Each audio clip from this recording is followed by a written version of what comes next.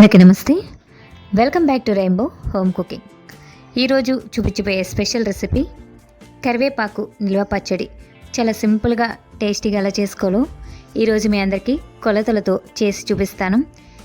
కొన్ని టిప్స్ అన్నీ పాటిస్తే ఈ కరివేపాకు పచ్చడి చాలా రోజుల వరకు నిలవ ఉంటుంది. ఇది టిఫిన్స్లోకి, రైస్లోకి కూడా చాలా బాగుంటుంది. ఈ రెసిపీ కోసం కరివేపాకుని ముందుగా కడిగి శుభ్రం చేసుకుని తడి లేకుండా ఆరబెట్టుకోవాలి.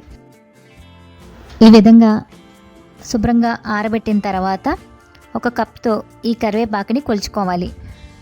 ఇక్కడ నేను 5 కప్పుల వరకు కరివేపాకుని తీసుకుంటున్నాను. 5 కప్పుల కరివేపాకుకి అరకప్పు చింతపండుని తీసుకోవాలి. చింతపండుని వాటర్ వేసుకుని బాయిల్ చేసుకోవాలి. 1.5 కప్పు వరకు వాటర్ని యాడ్ చేసుకుని ఈ చింతపండుని బాయిల్ చేసుకోవాలి. ఇలా బాయిల్ చేసుకున్న తర్వాత దీన్ని పక్కన పెట్టుకోవాలి. తర్వాత ఒక కడాయి తీసుకుని 1 టీ స్పూన్ మెంతులు, 2 టీ స్పూన్ల ఆవాలు, 4 టీ స్పూన్ల వరకు ధనియాలని వేసుకుని ఫ్రై చేసుకోవాలి. ఇవి త్వరగానే ఫ్రై అయిపోతాయి. ఇలా కలుపుకుంటూ 1 నిమిషం పాటు ఫ్రై చేసేసుకోవాలి. ఇవి చల్లారిన తర్వాత మిక్సీ జార్లో వేసుకుని పౌడర్ చేసుకోవాలి. ఈ పచ్చడికి నువ్వు నూనె కానీ వేరుశనగ నూనె కానీ తీసుకోండి, అప్పుడే టేస్ట్ చాలా బాగుంటుంది. 1/2 కప్పు వరకు నేను వేరుశనగ నూనె వేసుకుంటున్నాను. కరివేపాకు వేసుకుని ఫ్రై చేసుకోవాలి. ఈ పచ్చడి నిల్వ ఉండాలంటే కొంచెం కూడా తడి లేకుండా చూసుకోవాలండి.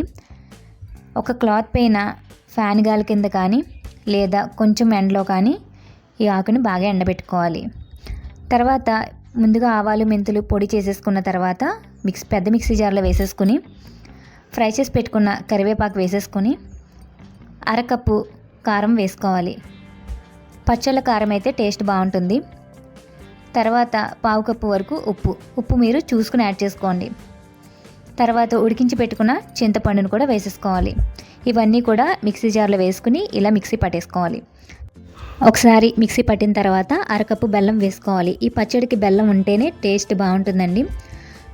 బెల్లం తక్కువ తినే వాళ్ళైతే తగ్గించుకోండి, ఎక్కువ తినే వాళ్ళైతే కొంచెం పెంచుకున్న పర్వాలేదు. అరకప్పు అయితే కరెక్ట్గా సరిపోతుంది. తర్వాత అరకప్పు నువ్వుల నూనె కానీ వేరుశనగ నూనె కానీ వేసుకుని పోపు పెట్టుకోవాలి. 1 టీ స్పూన్ ఆవాలు, 1 టీ స్పూన్ జీలకర్ర, ఇంకా వెల్లుల్లి, ఎండుమిర్చిని వేసుకుని పోపుని ఫ్రై చేసుకోవాలి.